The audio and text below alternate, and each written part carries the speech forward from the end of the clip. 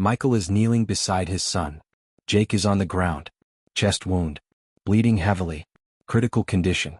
Michael's hands are on Jake's chest applying pressure. Trying to stop the bleeding. But it's not working effectively. Too much blood. Too much internal damage. Jake's eyes are locked on Michael's face. Terrified. Dad, am I going to die? Michael wants to say no immediately. Wants to promise Jake will be fine. But he's a combat medic with 15 years of experience. He knows wounds. He knows survival odds. Jake's wound is catastrophically bad. Even with immediate treatment, survival probability is maybe 40%. Probably less. Michael has his medical bag. Has the equipment he needs. Can attempt to stabilize Jake's condition. Can try desperately to keep Jake alive for 10 minutes until the medevac helicopter arrives overhead. 10 minutes. That's all he needs. Just keep Jake breathing for 10 minutes. Michael can do that. He's done it dozens of times before with other soldiers. He's a skilled medic. One of the battalion's best. But 30 feet to his left are 3 other soldiers. All in critical condition. All bleeding out rapidly. Corporal Davis has a devastating leg wound. Femoral artery severed. He's losing blood at an alarming rate. He'll be dead in 8 minutes without immediate treatment. Private Miller has a severe abdominal wound. Shrapnel penetration. Internal bleeding throughout his abdomen. 6 minutes until death. Maybe 7 at most. Specialist Harris has a serious head wound. Shrapnel fragment embedded in his skull. 5 minutes remaining. All 3 soldiers need immediate medical attention right now. All 3 will certainly die without Michael's intervention.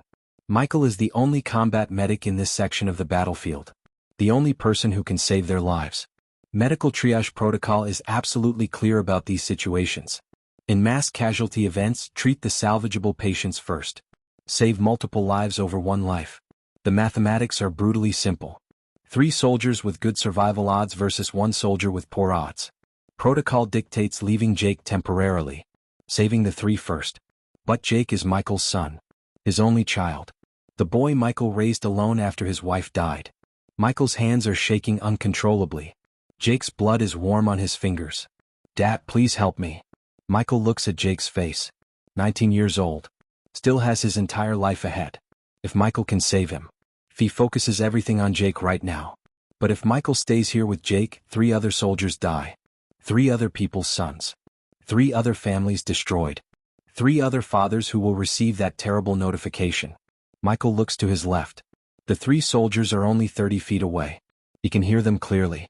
Medic, please. I'm bleeding out here. I can't feel my legs anymore. Somebody help me. They desperately need him. They'll die without his help. Michael looks back at Jake. His son. His boy. Needing him desperately. Dying slowly. Michael has maybe 2 minutes to make this impossible choice. Stay here with Jake. Try everything to save his son. Let 3 strangers die. Or go to those 3 soldiers. Save their lives. Let Jake die alone. He's a trained medic. He's a loving father. He can only be one right now. The protocol is crystal clear. The mathematics are undeniable. 3 lives versus 1 life. Even if that 1 life is his own son. Michael takes a shaking breath. Makes his decision. Sergeant Michael Torres was 38 years old and had served as an Army combat medic for 15 years when he faced the decision that would haunt him for the rest of his life. He grew up in Los Angeles, California. Son of Mexican immigrants. His parents worked construction and cleaning jobs. Wanted better for Michael. Education. Stability. Safety. Michael had different plans. Joined the Army at 19 years old. Became a medic. Wanted to help people. Save lives. Make a real difference. He was good at it. Really good. Calm under pressure. Steady hands. Clear thinking in chaos. He deployed to Iraq twice. Afghanistan once. Saved dozens of lives. Watched some die. It changed him gradually. Made him harder. More focused. More professional. But it also gave him purpose. Being a medic meant something. Every soldier he saved was someone's son. Someone's brother. Someone's husband. Someone's father. That weight mattered to Michael. Drove him to be the best medic he could possibly be. He met Maria in 2001. Between his first and second deployments. She was a nurse. They understood each other's work. The stress. The long hours. The emotional toll of saving lives. They married in 2002. Had a son in 2003. Named him Jake. After Michael's grandfather. Michael adored Jake from the moment he was born. Being a father changed everything for Michael. Gave him something to fight for. Something to come home to. He did one more deployment to Iraq in 2004. Then tried to stay stateside. Be present for Jake. Watch him grow up. Be the father his own father couldn't always be. Maria died in 2009. Cancer. Pancreatic. Fast.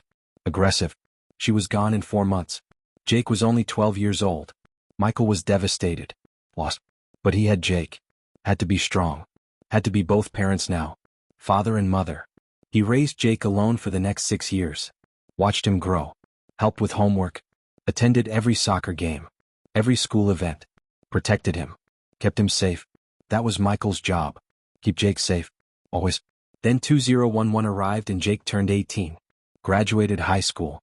Michael assumed Jake would go to college. Study nursing like his mother. Or engineering. Something safe. Something with a future. But Jake had different plans. Jake told Michael one evening after dinner, "Dad, I enlisted in the army. I leave for basic training in 2 weeks."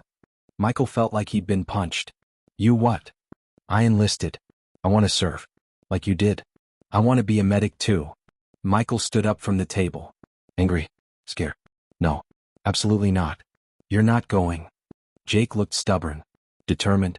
"I'm 18. The papers are signed. I'm going." "You signed without telling me first? I knew you'd try to stop me." Michael paced the kitchen, trying to control his emotions. "Jake, you don't understand what you're signing up for. War isn't like the movies or video games. It's not glory. It's blood and suffering and watching your friends die in your arms. You did it. You served. You're proud of it. That's completely different." "How is it different?" Michael didn't have a good answer. Because the truth was complicated. Michael joined because he wanted purpose. Wanted to help people. Wanted to matter. And the army gave him that. But it also took pieces of him. Made him see things. Do things. Carry things. He didn't want that burden for Jake. Didn't want his son to carry the weight Michael carried. Jake was his only child. His whole world. Michael had already lost Maria. He couldn't lose Jake too. "Dad, I want to serve. I want to help people. Like you taught me. Like Mom did." Michael looked at his son. 18 years old. Still a kid in so many ways. But with adult determination in his eyes. Michael realized he couldn't stop Jake. The papers were signed. Jake was leaving. Michael could fight it and push Jake away. Or accept it and maintain their relationship. Michael pulled Jake into a tight hug. "If you're going to do this, then you do it right. You listen to your instructors. You follow orders exactly. You stay safe. And you don't be a hero. Heroes get themselves killed." Jake hugged back. "I will, Dad. I promise I'll be careful." Jake left for basic training 2 weeks later. Michael worried constantly. Called when he could. Jake seemed to be doing well. Thriving actually. The structure suited him. The purpose. Jake graduated basic training. Went to advanced individual training for combat medic. Just like Michael. Michael felt pride mixed with fear. Pride that Jake was following his path. Fear of where that path might lead. Jake completed his training. Got assigned to 3rd Battalion. Deployed to Afghanistan in 2012. Michael's heart sank when he heard. Afghanistan. Combat zone. Active fighting. Jake was going to war. Michael requested information. Found out Jake was assigned to Bravo Company. Helmand Province. Michael was shocked to discover he was also assigned to 3rd Battalion. Different company. But same battalion. Same base. Army policy prohibited immediate family from serving in the same combat unit. Too much risk. One family losing multiple members. But somehow the paperwork failed. Nobody caught it. Michael and Jake were both in Afghanistan. Both in Helmand Province. Both in the same general area. Michael tried to get reassigned. Tried to get Jake moved. But the request got lost in military bureaucracy. By the time anyone noticed, they'd both been in country for 2 months. Captain Reed called Michael in. "Sergeant Torres, we just discovered your son is in Bravo Company. That's a policy violation. We need to reassign one of you." Michael was firm. "Don't reassign Jake. Keep him where he is. His unit knows him. Trusts him. Moving him now is dangerous. I'll transfer if needed." Reed considered this. "You're a senior medic. We need you. But I understand your concern. We'll try to keep your missions separate. Different patrols. Different areas. Minimize contact." Michael nodded. That was the best he could hope for.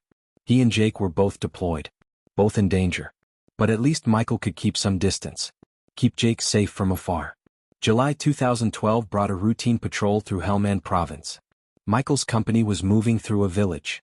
Standard presence patrol. Show force. Build relationships with locals. Michael was with the patrol as their medic. Always ready. Always watching. The IED detonated at exactly 1,430 hours. Massive explosion under the lead vehicle. Humvee disabled instantly. Taliban fighters immediately attacked from multiple concealed positions. Coordinated ambush. RPGs. Machine gun fire. AK-47s. The patrol was pinned down in the open, taking heavy casualties. Michael heard the calls immediately. Medic. Medic. He moved through the gunfire. Training taking over. Fear pushed aside. Soldiers needed him. First casualty. Private Johnson. Shrapnel wounds. Legs and arms. Michael applied tourniquets. Pressure bandages. Stabilized him. Moved to the next. Sergeant Williams. Gunshot wound. Shoulder. Through and through. Clean. Michael packed it. Bandaged. Morphine. Moved on. Third casualty. Specialist Brooks. Head wound. Concussion. Possible skull fracture. Michael stabilized. Protected the airway. Fourth casualty. Lieutenant Martinez. Leg wound. Compound fracture. Michael splinted. Stabilized. He was moving fast. Efficient. Professional. This was what he did. What he trained for. Save lives under fire. That's when he heard someone calling his name. Doc Torres. Doc Torres. Michael moved toward the voice. Through smoke and dust. Around a damaged wall. Saw the soldier on the ground. Lying in an expanding pool of blood. Chest wound. Massive trauma. Michael dropped to his knees. Opened his medical bag. Started immediate assessment. Then he looked at the soldier's face. And his entire world stopped. Jake. His son. Here. In this ambush. Shot through the chest. Dying. Michael's hands froze for exactly 1 second. Pure shock. Jake. Oh, what? This was supposed to be Bravo Company's area. Different patrol. Different mission. But somehow Jake was here. In Michael's patrol area. In this ambush. Shot. Bleeding out. Jake's eyes found Michael's face. Recognition through the pain. Dad. His voice was weak. Blood bubbling from his mouth. Dad, I can't breathe right. Michael's training kicked in hard. Assessment. Airway, breathing, circulation. The wound was devastating. Bullet through the right lung. Possibly the heart. Massive internal bleeding. Sucking chest wound. Air escaping. Lung collapsing. Jake needed immediate surgery. Needed a hospital. Needed equipment Michael didn't have here. But Michael could try. Could stabilize. Could keep Jake alive until medevac arrived. 10 minutes out. Just 10 minutes. Michael could do this. Then he heard the other voices. 30 feet to his left. Medic. We need a medic now. Michael looked over. Saw 3 soldiers down. All bleeding. All critical. Corporal Davis. Leg wound. Arterial bleeding. Femoral artery severed. He was losing blood fast. 8 minutes until death without treatment. Private Miller. Abdominal wound. Shrapnel penetration. Internal bleeding. 6 minutes.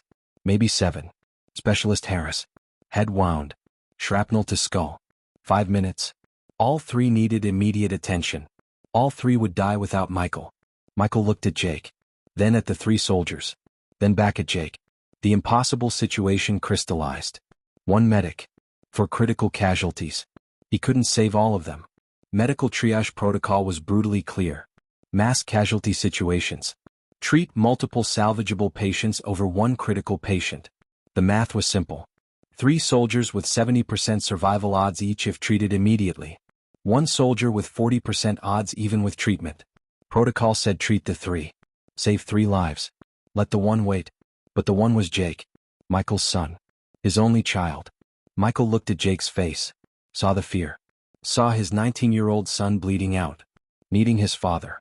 Needing his medic. The 3 soldiers 30 feet away were screaming. Medic, please. I'm bleeding out. I can't feel my legs. Help me. Somebody help me. They needed Michael. They'd die without him. Michael had maybe 2 minutes to decide. Stay with Jake. Try to save his son. Follow his heart. Let 3 soldiers die. Or go to the 3 soldiers. Follow protocol. Save 3 lives. Let his son die.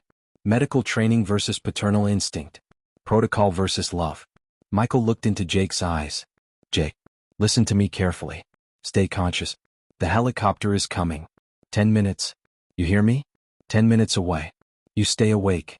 Jake's voice was weak. Scared. Dad, don't leave me. Please. Michael's chest felt like it was breaking. His hands were shaking. I have to help the others first. Then I'll come back. I promise. 10 minutes. Just hold on. He could see the fear in Jake's eyes. The confusion. The betrayal. His father was leaving him. Choosing strangers over his own son. Michael stood up. Every instinct screaming at him to stay. To save Jake. But protocol was clear. 3 lives. Save the most. He ran to the 3 soldiers 30 feet away. Dropped beside Corporal Davis first. The leg wound. Arterial bleeding. Massive blood loss. Michael pulled a tourniquet from his bag. Wrapped it high on the thigh. Tightened hard. Davis screamed in pain. Michael moved immediately to Private Miller. Abdominal wound. Shrapnel fragments. Michael packed the wound. Applied pressure. Stopped the external bleeding. Moved to Specialist Harris. Head wound. Bleeding profusely. Michael applied pressure bandages. Protected the skull. All 3 stabilized in 5 minutes. Michael was efficient. Professional. Behind him, Jake was dying. Calling for him. Dad, please. Michael finished Harris. Turned. Ran back to Jake. 6 minutes had passed. Jake was drastically pale. Blood pool expanded. Michael dropped beside him. Jake, stay with me. Jake's eyes found his face. Barely conscious. Dad, you left me. Michael felt the words cut deep. Protocol. I'm sorry. I'm here now. Michael worked frantically. Chest seal. For morphine. But too much blood. Too much damage. Jake's breathing was shallow. Failing. Helicopter is almost here. 2 minutes. Hold on. Jake's hand found Michael's. Weak grip. Tell Mom I love her. Michael's vision blurred. I will. I promise. Jake's eyes closed. His breathing stopped. Michael started CPR. Chest compressions. But he knew. 15 years as a medic. He knew. Jake was gone. The helicopter landed. Medics rushed over. Took Davis, Miller, Harris. All 3 alive. All saved. Then they saw Jake. Saw Michael doing CPR. They checked. Shook their heads. He's gone, Sergeant. I'm sorry. Michael stopped. Looked at his son's body. 19 years old. Dead. Michael saved 3 others instead. Made the correct choice. The protocol choice. But the father in him died too. Michael served 3 more years. Completed deployment. Saved more lives. Earned commendations. Nobody knew about his choice. Captain Reed called him in. You made the right call. Triage protocol. You saved 3 lives. Michael nodded. Reed offered counseling. Michael declined. I'm fine. I did my job. He wasn't fine. He visited Jake's grave every week. National Cemetery. I'm sorry, Jake. I was a medic first. A father second. That's what protocol required. 3 lives versus 1. I had to choose. It killed you. And it killed me. Michael retired in 2015. 20 years service. Became an ER nurse. Still saving lives. Still following protocol. One night, mass casualty. Bus accident. Michael was triaging. 1 patient was 19. Critical. Low odds. 3 others salvageable. Michael looked at the boy. Saw Jake. Made the choice. Treated the 3 first. The boy died. Michael saved 3. Lost 1. Just like before. The boy's father arrived. Why didn't you save my son? Michael had no answer. He quit that night. Couldn't do it anymore. Michael lives quietly now. Visits Jake's grave weekly. I made the right choice medically. Saved 3 lives. But I was your father. I should have saved you. I let you die alone. Scared. I'll carry that forever. Michael knows he made the correct professional choice. 3 lives over 1. But he failed as a father. Made a choice that was right professionally but wrong personally. He was a medic first. A father second. That's what killed his son.